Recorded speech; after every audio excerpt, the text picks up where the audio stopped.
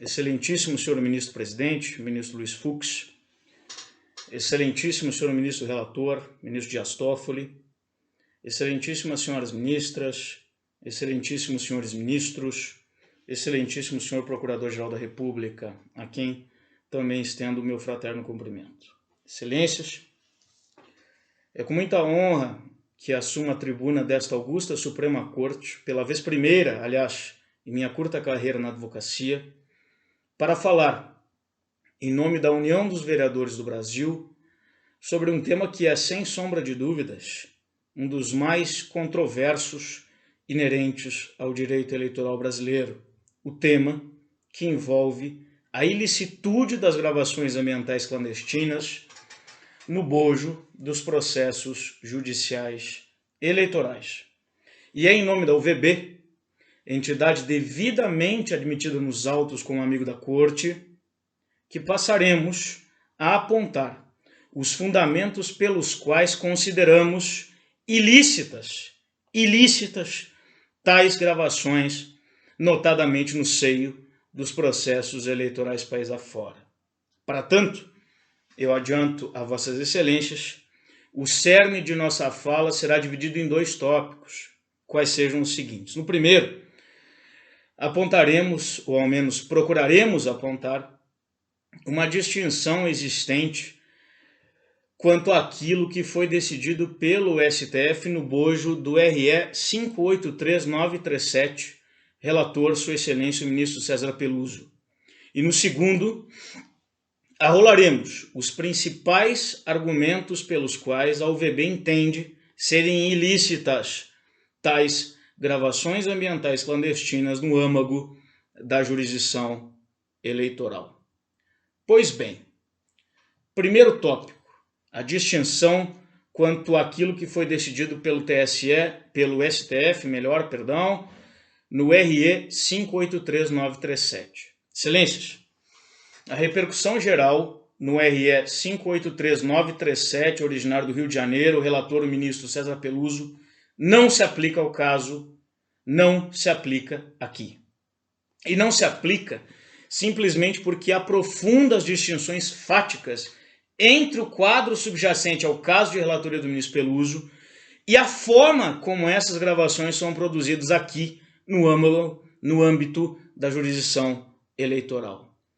Vejam, vossas excelências, o seguinte: a gravação ambiental clandestina envolta ao caso de relatoria do ministro Peluso, além de ter sido acostada em feito de natureza criminal, foi realizada em um local público, em uma sala de audiências. E tão só, aliás, que fique muito claro, como meio de defesa negativa, de modo a demonstrar, assim, a alegada inocência do acusado, que era, naquela ocasião, um advogado que era réu em um processo criminal por desacato contra um juiz. Aqui, em sentido contrário, tais gravações são produzidas de maneira premeditada, como engodo, de maneira subreptícia, por particulares, vejam vossas excelências, particulares envoltos em disputas eleitorais e ainda com o fim único de acusar. Valendo referir no mais que tais gravações são usadas em juízo, no final das contas, por terceiros que não é interlocutor. Os quadros fáticos, portanto, são distintos, diametralmente opostos. E precedentes, eminentes ministros, precedentes na dicção do professor Lênio Streck, precedentes possuem DNA, possuem carga genética. E, assim, enfrentando a temática, veremos que a distinção é evidente. Lá, a gravação foi feita em ambiente público, com fins de defesa. E aqui, as gravações são produzidas de maneira premeditada, por engodo, com um fim único e exclusivo de acusar. E a acusação, no fim das contas, este é um detalhe importante, é sempre patrocinada por terceiros. O que foi decidido pelo TSE, pelo STF, no precedente de relatoria do ministro Peluso, definitivamente não guarda similitude fática para com aquilo que nós estamos discutindo aqui. E aqui não se aplica. Dito isso, eu passo ao segundo tópico e que é o mais relevante. Passo portanto, a partir de agora, a expor os argumentos pelos quais a UVB reputa como ilícitas as gravações ambientais clandestinas no âmago dos processos judiciais eleitorais. E são 3 os principais argumentos utilizados pela UVB de modo a sustentar que tais gravações escamoteadas, subreptícias, são provas ilícitas e, como tais, imprestáveis no bojo dos processos judiciais eleitorais, cíveis ou penais eleitorais. O primeiro argumento. Há, eminentes ministras e eminentes ministros, nesta condenável prática premeditada e escamoteada, evidente quebra de privacidade do diálogo captado clandestinamente. A esse respeito, os detratores desta tese argumentam que não haveria falar em violação ao direito fundamental de privacidade, porquanto ausente, na espécie, causa legal de sigilo da conversa.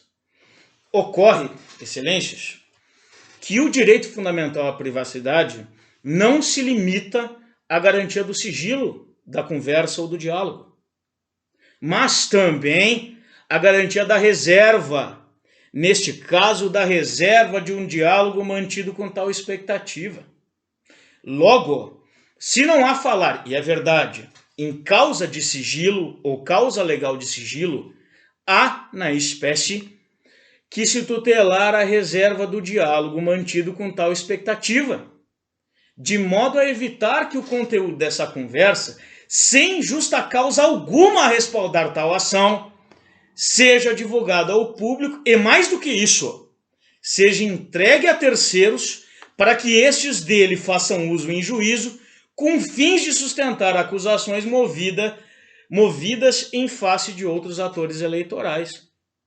E sobre o direito à reserva, dentre outros autores, nós, a UVB, a partir desse advogado que vos fala, cita em memorial a doutrina da professora Ada Pellegrini Grinover, para quem, aspas, muito embora não haja violação ao segredo, nesse tipo de conduta, uma vez que o diálogo foi dividido entre os interlocutores a partir da divulgação do conteúdo sem justa causa,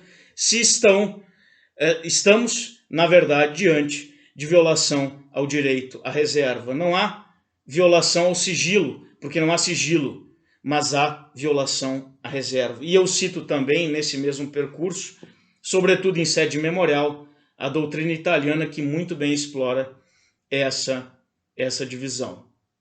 Há, dessa maneira, excelências, em um primeiro momento, violação evidente ao direito fundamental à privacidade, na perspectiva da reserva do diálogo mantido com tal expectativa. E vejam bem, ainda mais, em um contexto no qual a gravação é realizada premeditadamente, com fins exclusivos de subsidiar acusações movidas em juízo por terceiros que não o interlocutor.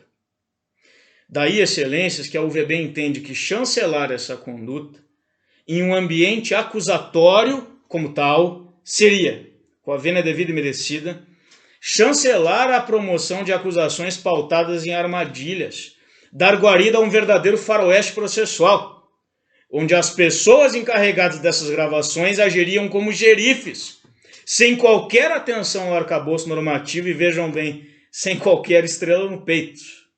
Sem qualquer estrela no peito. Há, portanto, no entender da UVB, violação à privacidade na perspectiva da reserva e a prova é ilícita.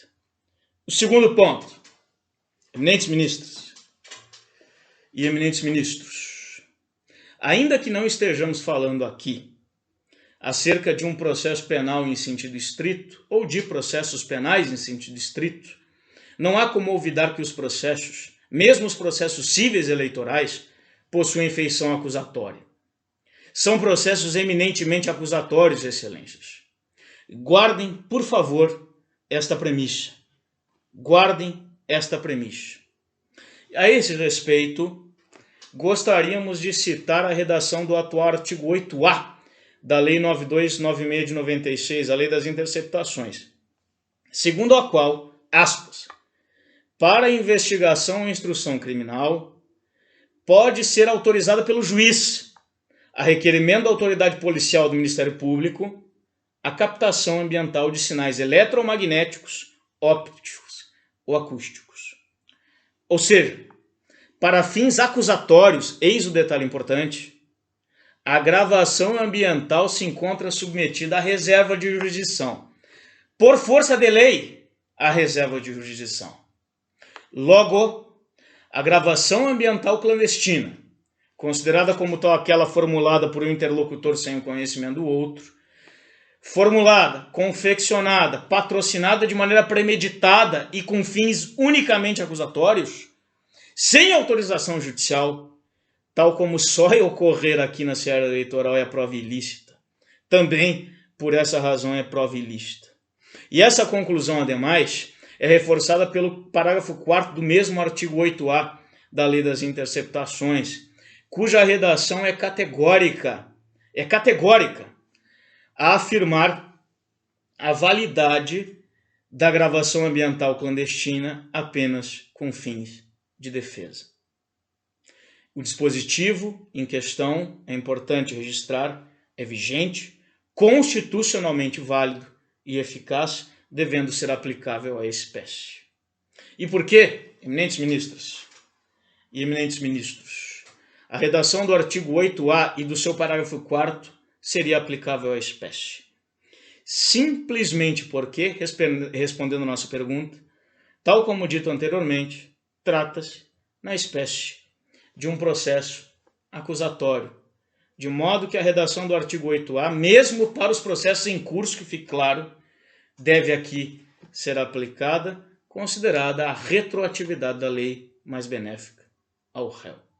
E sobre o tema, aliás, eu cito o recente voto do ministro Alexandre de Moraes perante o TSE, proferido no bojo do RESP, do Recurso Especial Eleitoral 29364, onde Sua Excelência afirmou exatamente isso, ou seja, a gravação ambiental clandestina no bojo dos processos judiciais eleitorais é prova ilícita, aplicando-se à espécie o artigo 8A da Lei das Interceptações, mesmo que retroativamente, por quanto a norma, eu reitero, é mais benéfica ao réu. E eu cito de igual maneira, e eu já parto para encerrar, artigo escrito pelo professor Lênio Streck, devidamente publicado pelo professor, meu querido professor do mestrado de Unicinos, em coautoria no Conjur, ocasião na qual o professor Lênio sustenta acertadamente hipótese estritamente aplicável ao caso, a saber,